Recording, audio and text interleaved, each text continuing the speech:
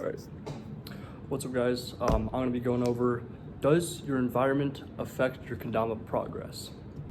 So short answer, I do think yes, but there's a lot of ways that you can manipulate that and make it to your advantage. Being surrounded by the best of the best kendama players will just like flat out skyrocket your progress.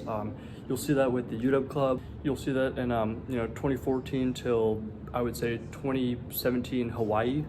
It's a great example. Let's see, just kind of regions around America. I think where the depot is, you'll see a lot of progress there.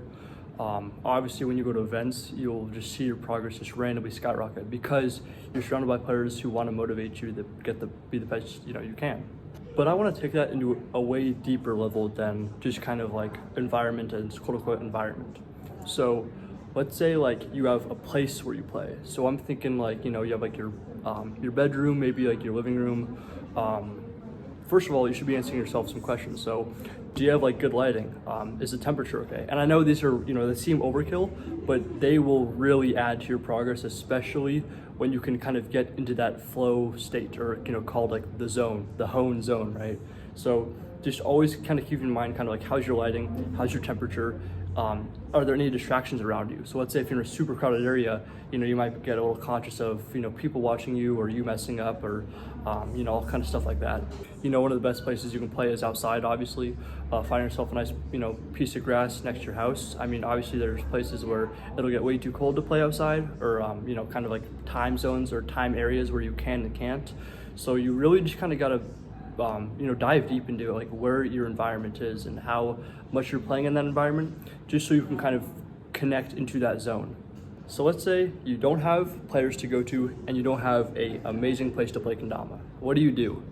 So my advice to you was create your own space. Let's say if you have let's say like just downstairs it's really crowded, it's kind of cluttered with either junk or stuff that you really need. You can always set a time to move that and make an environment for yourself. I would really advise you getting like artificial lighting just to help you with that, because just like some old lights aren't going to do too well. So getting like a circular light for like those like Instagram media TikTok things where it's like kind of light with you, put that over your head and play kendama. It's amazing. I know Benny Boy does that. I know Cal from Five Cons, and a good amount of other players use that. And so just always, and the limit is kind of only how much you want it. If you want it badly, you're gonna find time, you're gonna find a place to play kendama. And that could mean, going to like a different area or driving to a place that has, good, like almost like, ventilation, lighting, space, popularity. So yeah. And the biggest way by far to deal with not having enough players around you, I talk personally because I was from a place where I had two friends that were big into kendama. I would talk to one maybe like once a month. We were still great friends, but just like we didn't have that like super like connection where we were always hanging out. It's always like it was kind of on and off, but in a very respectful way. So a big thing of that was it's literally just to find people online. And I know that seems so obvious, and I'm talking like you want to make very close connections and almost have them as your kind of motivators. Like have you ever heard of like